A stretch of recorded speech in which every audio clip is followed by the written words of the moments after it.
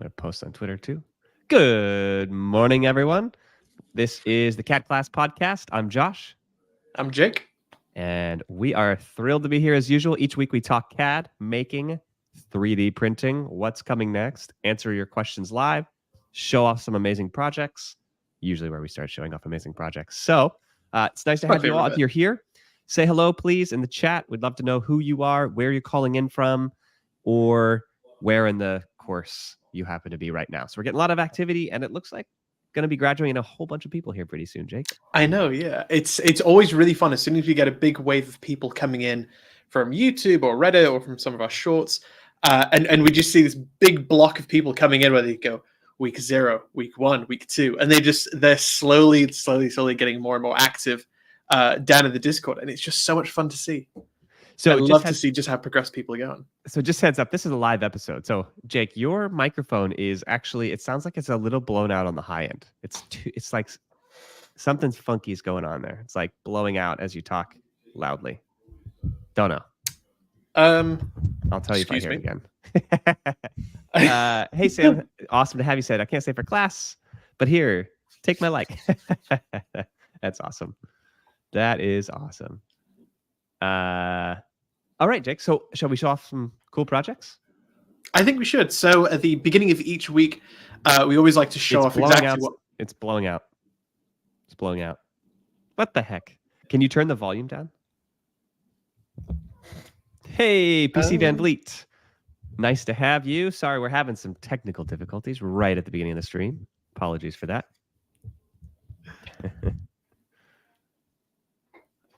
If you have any questions, now's the time. Sam, I know, Sam, you reached out. I think I responded back to you. Sam was designing a car part, had asked us if we had some time to design it. I'm so sorry, Sam. We are right in the middle of some crazy filming season.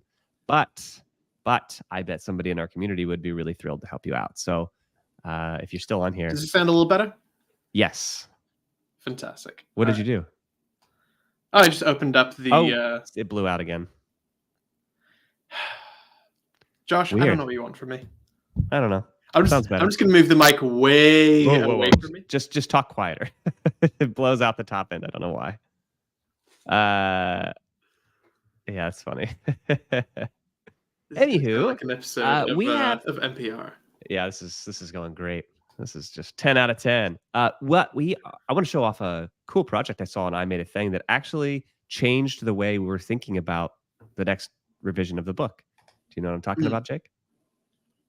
I don't actually. Let me go ahead and share my screen. Pull up the I Made a Thing on the Infinityverse. And check that out. This I wanted to talk about this. This is just so flipping cool. I'm a massive Star Wars nerd, as anyone that's gone through the book knows. Good Lord, how flipping cool. Just the creativity to go from the geocache hide from what we started as just like a very simple screw container to then people making this. Like, this is wild. Like, this is so flipping cool. It's amazing. So Connie, this is not the first time we've shouted out Connie on the pod. So Connie is what I really like. Two things I really like. One, this has changed the way, like, looking at that, I really want to make that. That thing is awesome, right? And so what it made me think of is like, hey, if we can get nice photos like that at the beginning of every chapter that make you actually want to make the things, I think people would have a higher success rate with actually completing this. So this is like sort of reframed. We've got pictures at the beginning of every chapter of our book, and it's kind of reframed Jake and I's thinking around what those pictures should look like. And like this, to me, is the example of what it should look like. Like, I want to make that thing now. Yeah, this is cool as hell. So I absolutely love it. So the design that went into all the interlocking keys, the mortise and then the tenons on it, large screw mechanism. It's just really lovely. It's just one of those really, really clever designs. And then just to add on like some glowing lights on the inside, that's cool as hell. That's super amazing. Awesome. It's amazing. Yeah, so and also, you said, did you talk about the clear paneling too? Like, those are 3D printed clear panels, and those blue panels. This has got to be PETG, right? I have no idea. Look at that. Anyways, Maybe. so rad. So rad. Connie, awesome. And then we had another person in love here too. One of our graduates, actually. So Fergie McFerguson, hats off to the designer, PC Van Vliet says hats off to the designer. Yeah. Kind of cool here, actually. I like this. Look at this. A friend of mine was looking to do a birthday themed charcuterie board and found that all of the paper number trays online were $20 each. Ugh. What? So she came up and they 3D printed this, about $1 each instead, and they're reusable. So what the heck? I mean, super cool, super creative. Yeah, I bet this took what, a couple hours to print? A couple hours to print, and like, what did he say for how long did it take to design? Like, it couldn't have taken more than half hour or so. If that, yeah. Yeah, like quick, easy. It's awesome. Make some letters, extrude it up, shell out the top. Yeah. Done. Yeah. Just I love this. I love the figurines side and the artistic side of 3D printing. That's fine. I'm not super duper into it. I'm much more interested by functional print where people say, no, I'm not going to go out and buy a product that's $20 or just produced somewhere and then shipped. I'm going to be designing it, which really doesn't take all that much time, and then printing it, and then I can customize in any which way possible, where it's a functional print. That is far more interesting to me than any other kind of artistic design stuff. But I know I'm in the minority, but that's super, super cool. I love to see that. The other thing that I actually want to shout out, that I don't know if you saw this, Josh. Where was it? Maybe in Strandby? Yes, this. Vasil made a V8 engine. Did you see this? Yeah. Wasn't that one of our challenges? Yeah, one of our challenges was to make a piston. I was fully expecting people to just your microphone is so funky. Which microphone are you hooked up to? I'm using the Shure mic. It's pretty far away. Mm-hmm. Something. Are you sure? I'm absolutely sure. Wait, now it sounds better. Say something. Can you hear me now? Yeah, it's way better. Oh, thank you. Okay. Does this sound better as well? Yes. All right. I apologize to everyone. No, it doesn't. No, it's blown out. It's blown out. What about now? Talk louder. Does this sound all right to everyone? Blown out. I do apologize to everyone else. Blown out. Yeah. All right, put the mic far away. Testing. Can everyone still hear me? Still blown out. I'm so sorry, everyone. It's like at the high end, you know, how it like crackles and it like breaks up. Say something again. Josh is the smartest person that I've ever met in my entire life. Move the microphone just a little further away, and we'll deal with it later. I physically have to it still move away. does it. Weird. Whatever. Who cares? You can be close to it. Just talk quieter. This is going to be the bad audio episode. Yeah, we are. Everyone else is just going to have to deal with this, unfortunately. Anyways, the V8 engine, I think, is freaking amazing. Look at that. Press the play button again. Let's get a close-up shot of that. So cool. So freaking cool. I can't believe they did this. I believe in the challenge, it's just to make a single piston chamber. Yeah. This is on the gear train. So the idea with this is all about motion animation and making projects that you can not only add joints, but then you can also show their movement. You know, adding a slider joint to the 5-piston, that's cool. Adding the Revolute joint to the Tesla turbine, that's cool. You can see how it would spin in real life. But then actually animating all of it and then orbiting around, when you're trying to convey a kinetic project to another person, that's major. That is absolutely as essential as giving a client a rendered CAD project where you can actually say, this is what it would look like in real life. It totally triggers people's imagination to see, oh my gosh, this is way more real than I thought it was going to be. So, Vasil, hats off to you. Golf clap. Absolutely fantastic. I'll do that. Love to see this. That's so cool. That is so cool. Did we have anything else later in the course? We had somebody, Not yet. I Vassal think people are again. A still. couple days ago, he was on the Strawn Beast as well. Yes, He or yeah. she, I don't know why I'm assuming the person is a guy, might be a girl, I don't know. Facile, he or Um, she yeah, check that out. making the strong So, base. Looks fantastic. which, by the People are- way, Jake, we were talking about this last week a little bit. We're gonna spice that one up a little bit, jazz it up a little Yeah, bit, add some we're more gonna make legs it. to our Strawn Beast. We're gonna be making it significantly more complex. Which this is chapter 10 in the book and in the course. This is far enough into the program where we should be giving you guys less information and you should know what to do. Currently, it's a little too simple. Not only is it not complex enough, but it's not as fun. So we're definitely going to be diving into this to make it far more complex for you guys for edition 2 of the book. As always, every single year, we're going to be releasing a new physical copy of the book. And as always, that's going to be completely free in PDF form on our website. That always gets updated almost every month or so. Not recently because we're working on new courses and new books at the moment. But everything that we release will always be completely accessible, completely free on cadclass.org. So any updates that we have, if you guys have edition 1 and you see there's some new projects coming out for edition 2, you will always have access to the updated material where we fix any mistakes, because there are plenty, and then update with any of the new tools that Fusion 360 has added to their functionality. Totally. Yeah.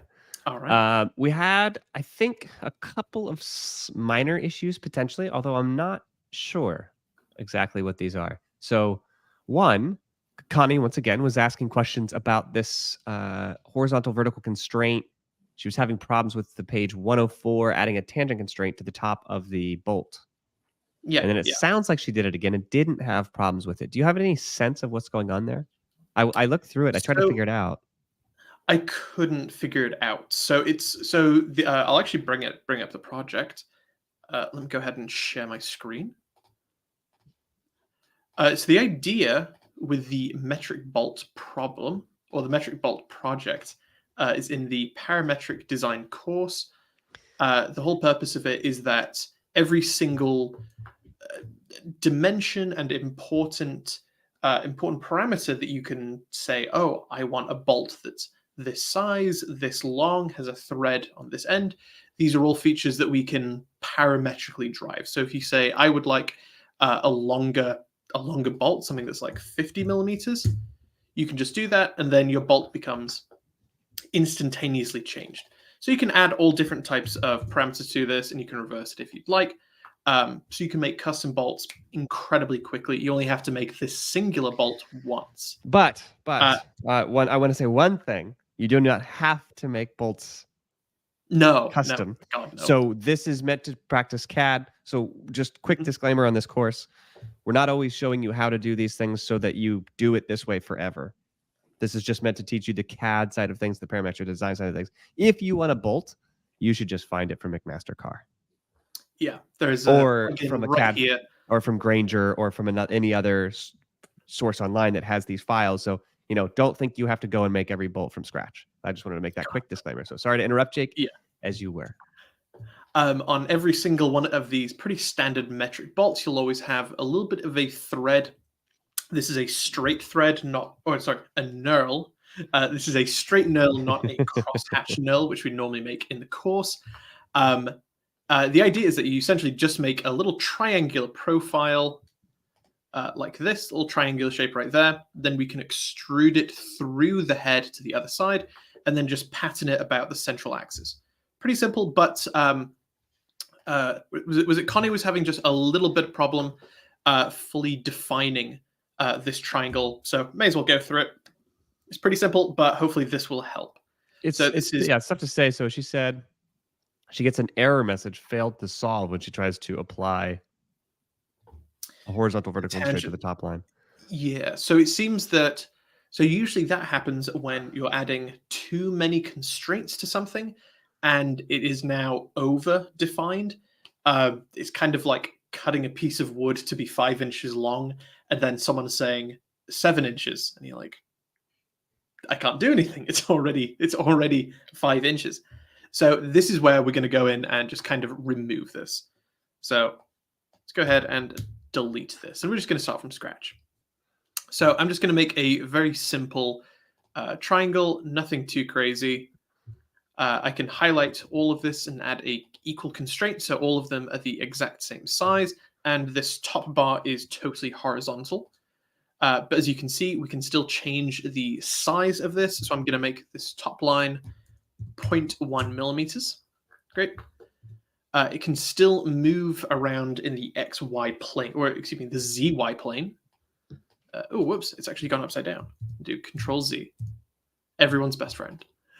So one of the things we can do to define it left and right is to say that this bottom point is exactly vertical to the origin. So I can use the horizontal vertical tool, click on the origin, click on the bottom triangle, and there we go. It's now defined left and right. Anytime you're running into constraint issues with sketches, a really good idea is to literally click and drag on all the blue sketch. So if this point, you're saying, okay, I'm clicking and dragging and trying to move it around, and it will show you all the ways that it's limited in movement. This can now only move up and down. And so the final constraint to do is to add on a tangent constraint between this top bar and the outer diameter of the bolts.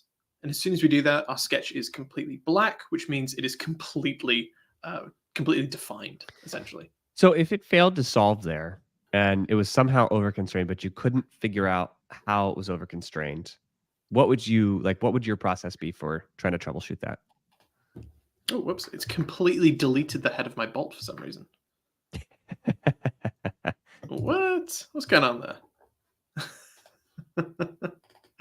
Oh, I see. Okay. For the extrusion, it's actually selecting the entire bolt head. That is not what I want. I just want to cut out this triangle. There we go.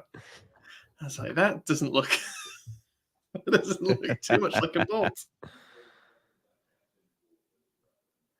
All right. So, Connie, hopefully this helped you out.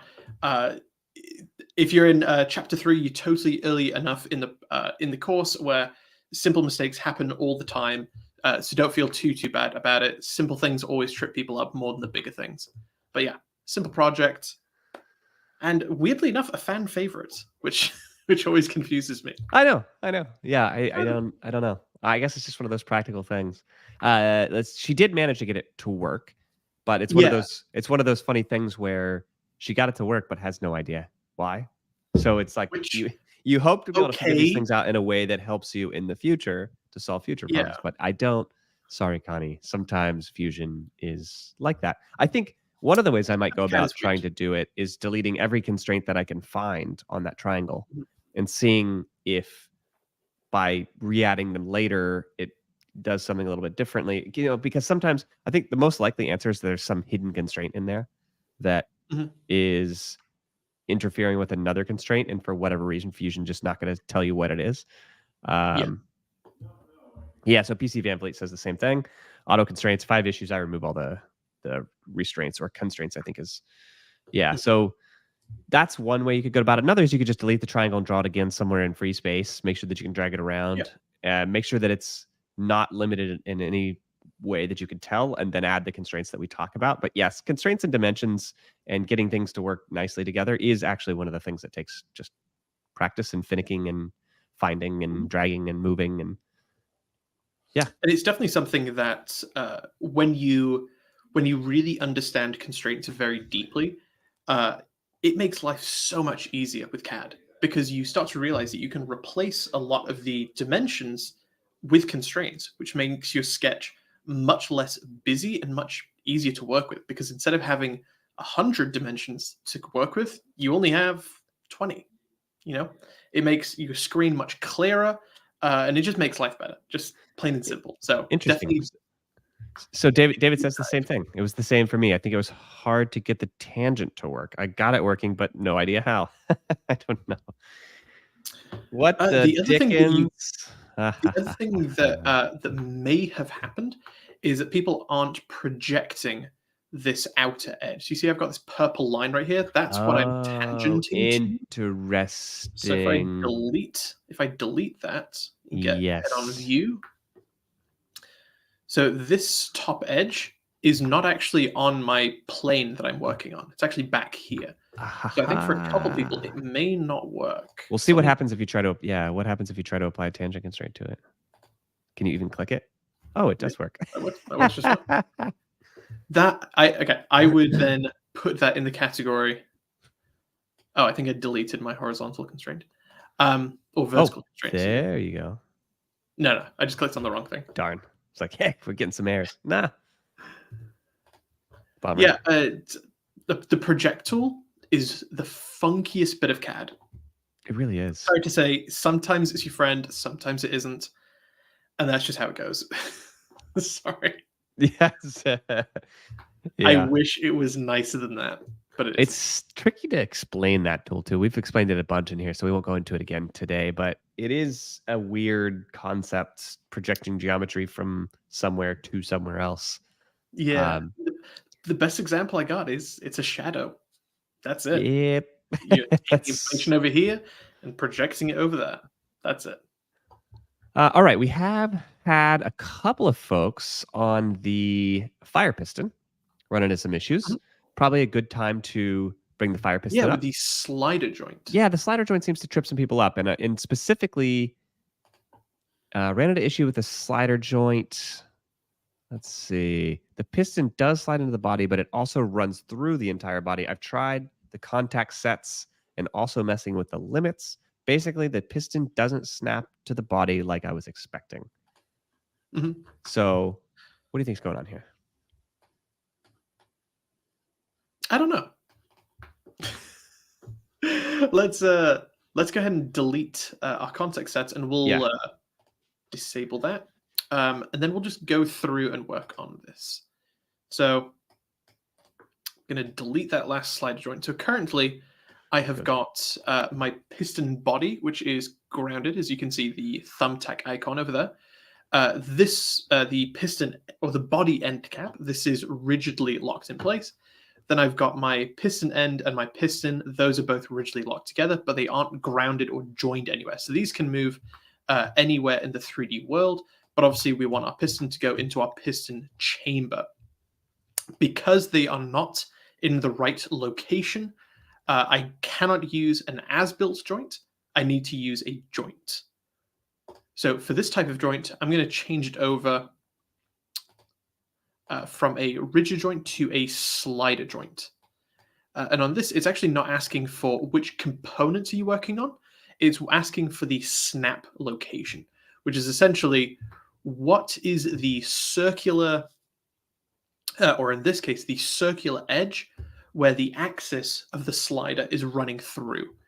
In a different case, if you had, instead of round objects, prismatic objects, it would then be asking for the edge that acts as the sliding joint, or the sliding, what's the word? The vector, I guess, the movement line that's going along. So in this case, I can actually click on any of these round edges because they will all give me the exact same joint origin. You can see that joint origin is on the axis, doesn't care where it is. I can click on this outer, and then it's saying, all right, cool, for component 2. So I can flick my view around. Again, I can click on any of these edges, does not matter. But when I do this, it's going to be merging those two joint icons. So just like a rigid joint, just like any type of joint, the two joint icons are going to be coincident. And then as soon as I click OK, I can now click and drag this in and out along that vector, along that axis. But I can actually clip through my object, which I obviously don't want. Not super duper realistic.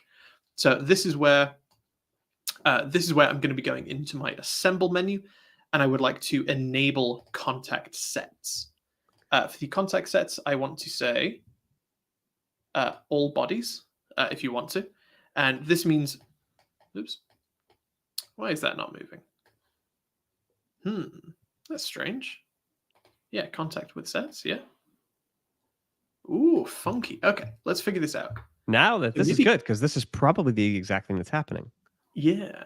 All right. Interesting. I'm going to start out fresh. So I would like to enable some context sets. The idea is that enabling all context sets means that every single component basically has an edge detection they can bump into each other. Very computationally heavy, but enable context set means that only some components can run into each other. Let's try enable all context sets. See what happens there. There you go. Okay, so this does bump into it just fine. That's how it normally should work. Bumps in. Fantastic. Let's undo that. Let's disable that, and then let's try the other one. Let's try enable context sets. Aha, this is where it's... So I should be able to click that, and it should work. That's very strange. No contacts or all contacts. That's different. When did they change that? Huh. Maybe we just want to say all contact. Yeah. That's really strange. Why would that even be an option?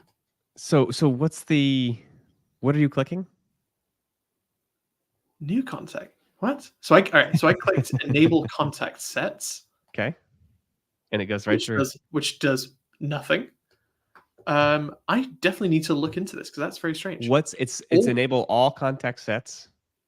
All bodies contact essentially means the same thing as enable all contact. But then you've also got make a new contact set. Interesting. Oh, now we have a pop-up. I want to do this one and this one. And there you go. That now works. Oh, okay. All right. All right. I think I figured this out. So, enabling contact sets, basically, it wants you to select which components can run into which components can run into it. It's asking you which components can run into each other. Why was that so hard? So when we set this, it's basically asking us, suppress contact sets. What? Anyway, we want to edit this, and then it's saying, okay, which components are we working with? Well, we want this cap to bump into the body. Click OK. And as you can see, they do, in fact, bump into each other, and they don't go through each other, which is the most important thing. As you can actually see, it slows down. It decelerates quite a bit. I'm moving my mouse at the exact same speed, but it slows down. This is the computationally difficult part. It literally doesn't allow you to perfectly clip together. There'll always be a little gap. I'm not sure why. That's kind of funky. That's funky, right? Interesting. Okay. Well, I'm like, it is. It's definitely funky. Wait, so I was zoning out there reading comments. So what was the difference between, what was it? Enable all bodies? So we essentially have two different things. We have, let me get rid of this just so we can start from scratch. So in the assemble menu, we have enable contact sets and we have enable all contact. Enable all contact means that every single component has edge detection. They can push one another. They cannot overlap to each other, which is very computationally heavy. But enable context set basically asks you, the user, to select which components are going to be butting up to each other. Gotcha. So in this scenario, we only have, 6 components, not that many. So enable all context sets, not that big of a deal. But if you had a project that had 100 components, your computer's just going to shut off. Just simple as that. Program is going to just completely fail. Yeah. So this is where you can click on the individual components that you know are going to butt up to each other. So if I select that, click the little triangle, the context set is asking me which components are butting up to each other. So you can edit that and then select the components that are actually going to be touching. Then that ignores the piston and the end cap because we know they're not going to be butting up against each other. And it means that they do stop when they meet each other. Does that make sense to anyone? It does make sense. Yeah, it does make sense to me. So, point being, the person, what did they say they selected here? They said they selected fire piston. The piston does slide into the body. I've tried the contact sets and also messing with the limits. Basically, the piston doesn't snap to the body like I was expecting. Limits are kind of a funky thing, so that's something else that we could talk about. Yeah, let's talk about So it. if you expand, all right, so, let me just get rid of this analysis really quick. All right, joints, basically every single one of them. If I just click on there and click motion, so you can see all of them. They are all about movement and motion, obviously, except for rigid. Rigid is like concretely locked in place. But for revolute, slider, cylindrical, pin slot, planar, and ball, there's always at least 1 degree of either rotation or translation in the X, Y, and Z directions. What you can do within Fusion, I don't know if it's a tool still. No, it looks like they took that off. That's all right. If you right click any of the joints in the browser, you can add what's called a limit, where it actually says you cannot, for example, the revolute, you can only move 90 degrees. There's end stops, essentially. For this slider joint, because it's a one-dimension translation, you can say stop here and stop there. It can only move within these two bounds. It's always been fairly confusing for me because it's not super intuitive which is the end stop and which is the beginning of the other side of movement. It's kind of funky. So let's try and make context sets, but instead of using it by edge detection, we're going to say limiting the amount of motion that it can move. That's a really good thing that we can do. So I'm going to get rid of this slider joint. Great. And I'm going to get rid of the context set. Great. So now they can move through each other and everything is kind of messed up. Good. So I'm going to add on a joint between this edge back here so that my, what is this? The ender cap actually is going to be in the right location. You'll see what I mean. Click there. Then I want to click on the outer face of here. This now moves the two bodies, but when it stops moving, you can see that this is the final location. It can't go any further than that. That's what we're looking for. So I can click OK. Now, if I right-click on our slider joint, I can say edit the motion limits, and we have this little pop-up here. So you can see what is the minimum, what is the maximum, where is it going to go. So it's always been fairly confusing to me. It's never been super duper easy. But let's try this out with the minimum, and then there's also flip. Yeah, so now you can see that I can't go any further back this way, but I can go through, which is not what I'm looking for. Let's edit that again. Let's see if flipping does anything. There we go. So now you can see it can move outwards infinitely, but it stops at that 0, 0 point where we made that joint.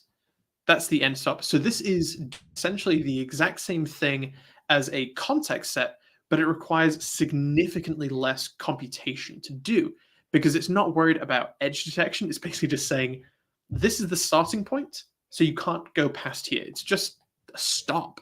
It's very, very simple, and it does the exact same thing as the context set. So maybe this is something that we include in addition to the book, Josh, instead of context sets. Because I think we talk about context sets later. I'm not sure on which project. I like it. Talk about joint lines. Yeah. As you just saw with this, is that the minimum and maximum can be a little confusing, but you can also set both. You can say, I don't want it to go any further back than, let's say, 5 inches. But you can see that's now going in the opposite direction. So let's try negative 5 inches. There we go. So now it hits. Whoops. What did I do there? That was just learning together. It's a good podcast episode when you get the We're just figuring it out together. Everything. There we go. Okay, so now we've got an end stop on both sides. You can see it doesn't go anywhere, or it can't go further that way, and it can't go further this way. So this is what a joint limit is. It does do its job, but it's just confusing. It's always confused me, and it's never been it's never been easy for me to describe to people, even on a podcast. It's just annoying. You do have these joints, so you can click and drag this. So you can see I'm now moving the maximum direction this way, and click OK. That's probably a little bit easier, but yeah, it's it's certainly not easy. Like we said, you can right-click the joints in the browser.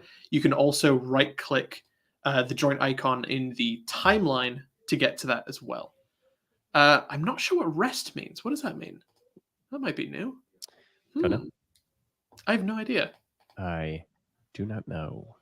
Okay, so that's still exactly the same. What happens if I make that 2? Now it goes inside. What? What? Why would you want that? Why would you... How is that any different? How is that any different to just moving? What? Oh, it's like a spring. Oh, when I let go, so I'm clicking and dragging this, and then when I release, Oh, that's kind of cool. That's it's kind like of a pinball. cool. I don't think I'll ever use it. Wait, so if I go -1, change this like -6.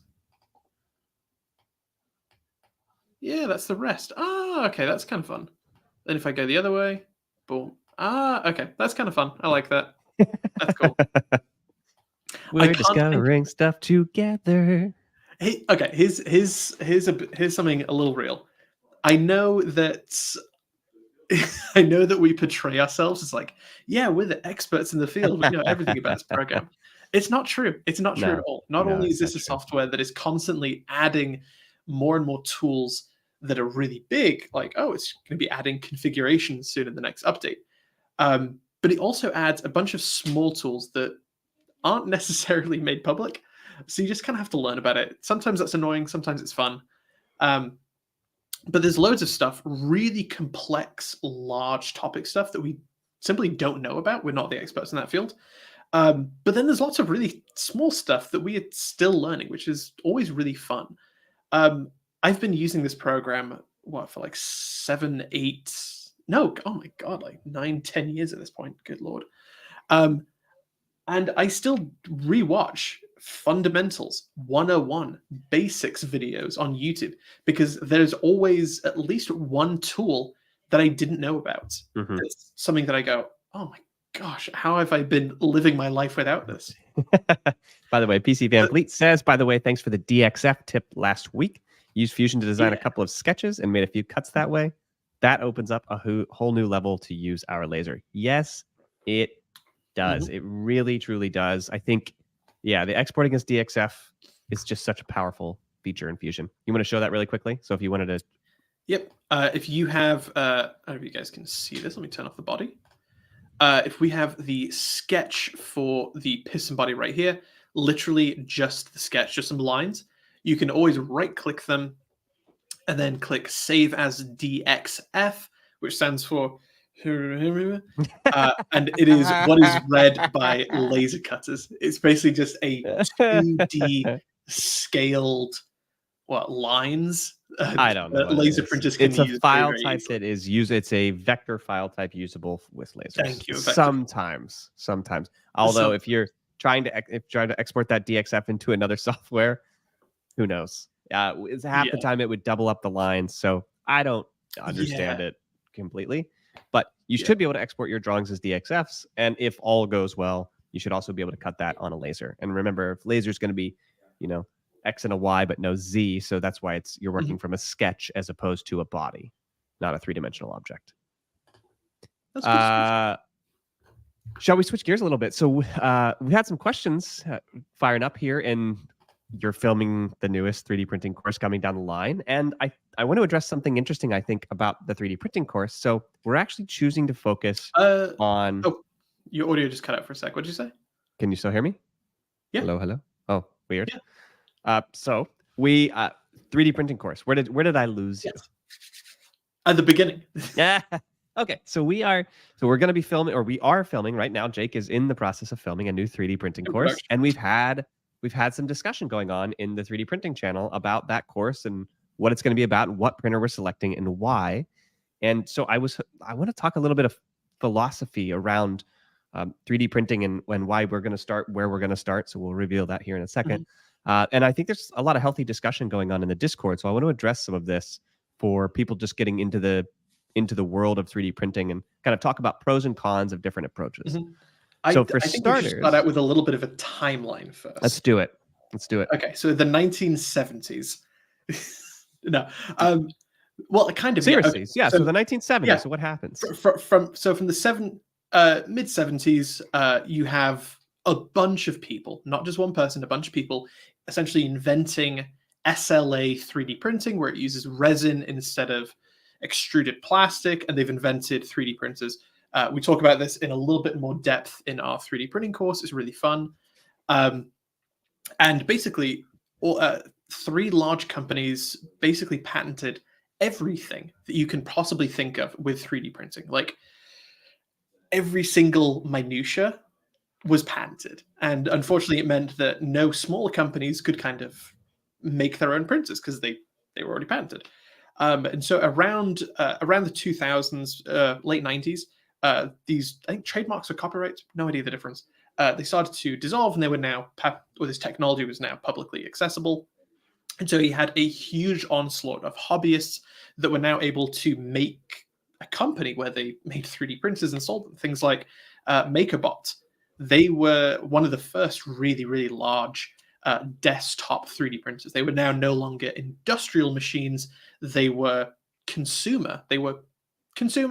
But definitely more towards hobbyist electronics nerds, mechanical engineering nerds, software nerds, people like us, basically.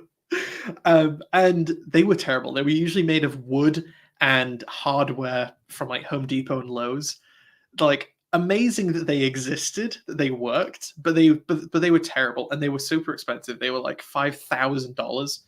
So still cheaper than the 30 or 50 or $100,000 of these industrial machines, but still not super duper accessible. And then over the years, at least a decade and a half, to about 2016, price got lower and lower and lower and lower and lower. I remember when I was in high school, in the early tens, and I saved up $1,000 to buy a Prusa. I think it was a Mark II or a Mark III. I can't remember. And I was like, I have the money, and then no, it has to go back in my pocket. It's too much, and I never got one. I regret it. And it was essentially a steady decline to have cheaper printers that had more usability, a little bit more usability. With the influx of clones and different types of printers that were basically copies of each other, essentially, even though they're all open source, so copy is kind of a loose word. They just got cheaper and cheaper and cheaper, which means more accessible, which is great. Kind of called a race to the bottom, kind of, until a couple of years ago, where you had companies like Bamboo, some of the new Prusas that came out, where the price now went back up to something like $600, $700, $800, but it was almost like a microwave where you just put it in and click go and it works. There's as little fiddling as possible, but it just works. It looks great, it prints very quickly, and it's awesome. But with that comes a higher ticket price. Well, So, and I would put just works also still in quotes, because absolutely, while there's it always does some. usually work, and the initial reports from both Prusa and Bamboo seem to be pretty good with their newest machines, it doesn't always work. So you're still not quite to the put a macaroni and cheese in the microwave and heat it up, pressing the 30-second button, right? So we're not quite there, but we're getting But closer. we're getting closer and closer every single year. We're making shockingly good strides towards it. Mhm. But we're in this really interesting place where we now have the Ender 3, which is the printer that we use in our course, which is, you can find it for like $160 on Amazon. Or you can even get the, I Incredibly think accessible. the Ender 3 Pro The original, if you have a Micro Center near you, you can sometimes get it for $100, which is wild. which is Like, wild.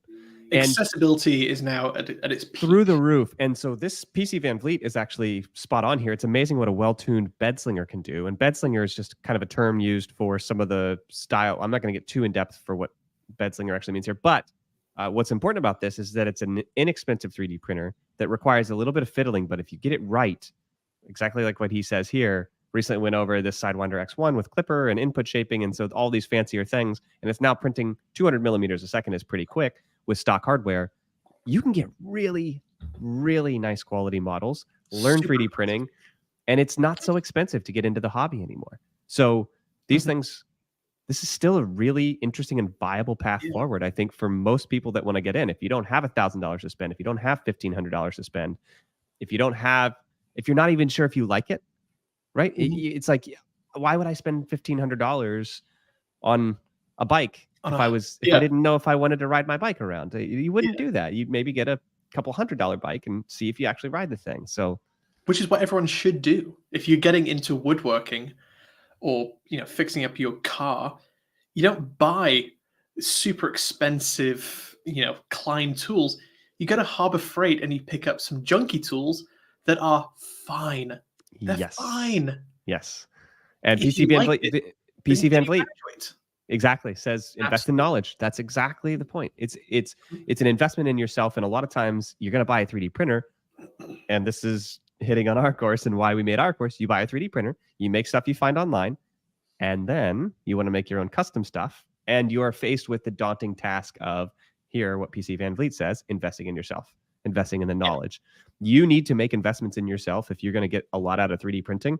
And it's easy to think that you'll buy a Bamboo and it will do all the work for you, or a new Prusa and it will do all the work for you. And while that's kind of true, if you ever want to design your own custom stuff, if you ever want to get deeper into 3D printing, you still need to study material science.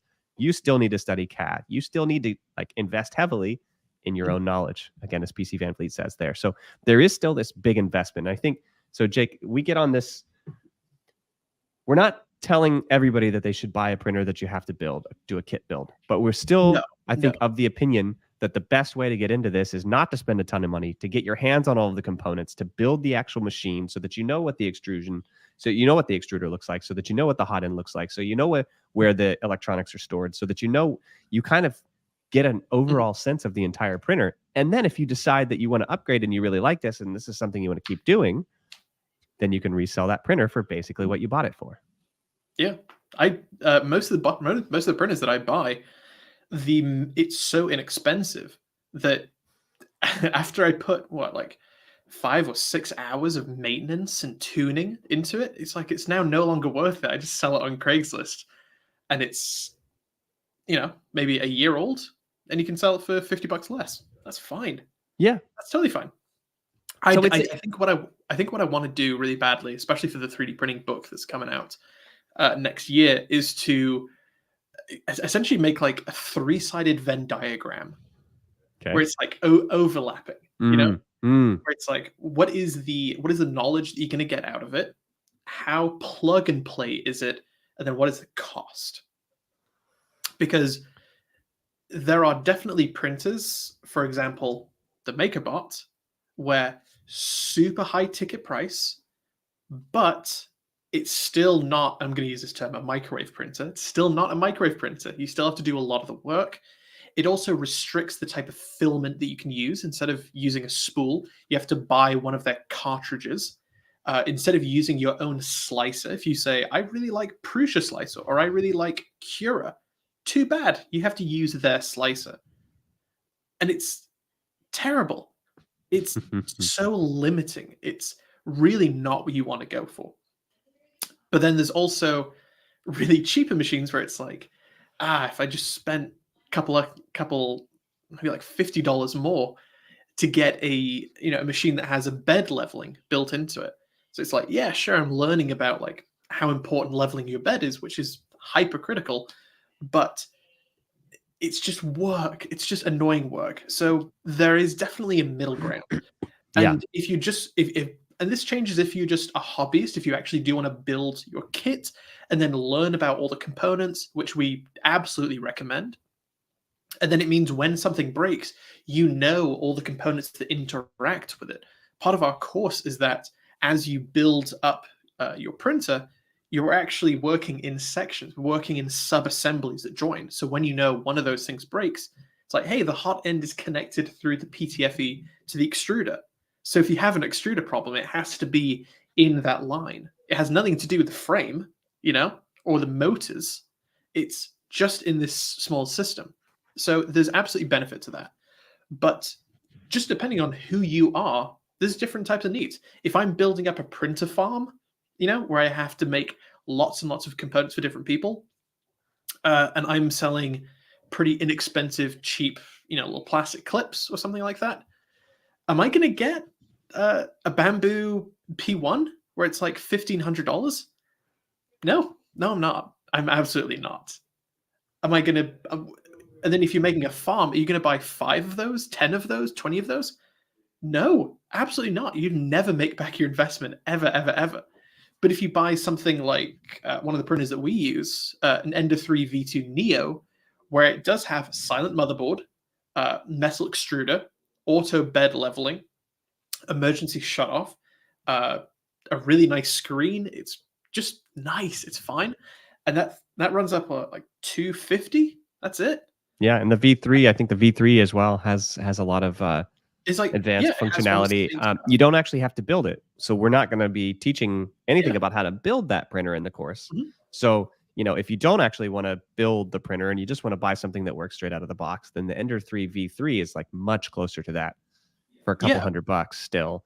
Mm-hmm. And the same, if you have more cash to spend, the Bamboo is really fun. The Prusa is really fun. Like these printers are awesome and a lot of fun to use. But, as you're saying, like it is tougher if you're trying to turn this into an investment. If you're just starting out in business and you think that 5 Bamboo printers is your business, like you're just already kind of thinking about it wrong. You got products to sell. Probably you should still try to figure out how to make them cheaply and efficiently before trying to scale up into $20,000, $30,000, $50,000 worth of printers, something like that. We did have a couple comments on here too, and I think this Gray Tiger said something on the Discord, which I just want to read out here. He said, for me, I want to learn 3D printing and building models for them, not necessarily how to work on them. Like if I were to buy a woodworking tool, I would want it to work out of the box. There may be some things that I will learn along the way, but I like not having to level the bed of my table saw either, which I thought was a really good point.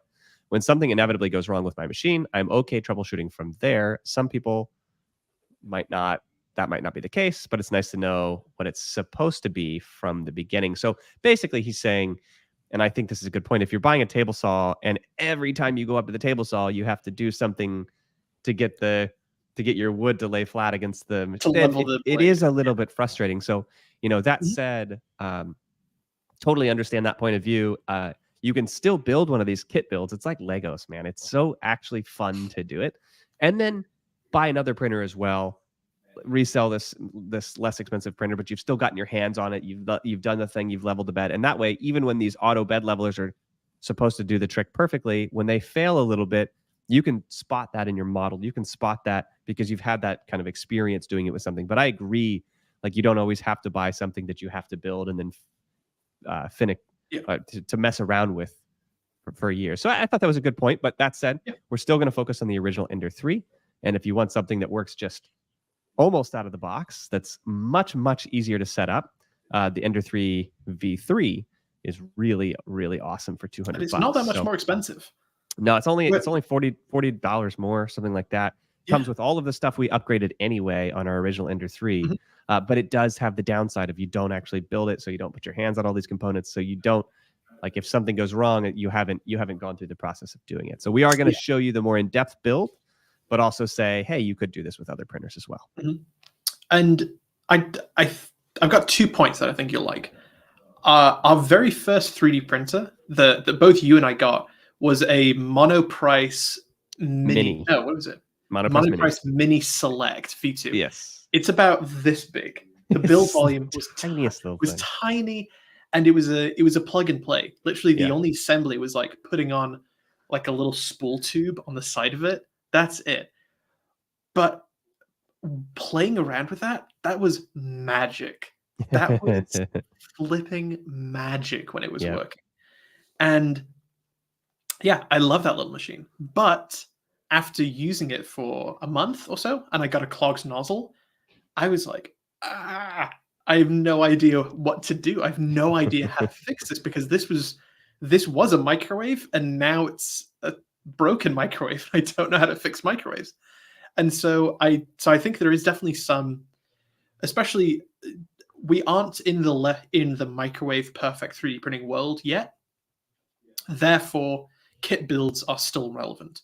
As soon as we get to microwave printers that are accessible cost wise, then kit builds will start to become less and less relevant. But for right now, it definitely still has a world. It's super fun. Go ahead.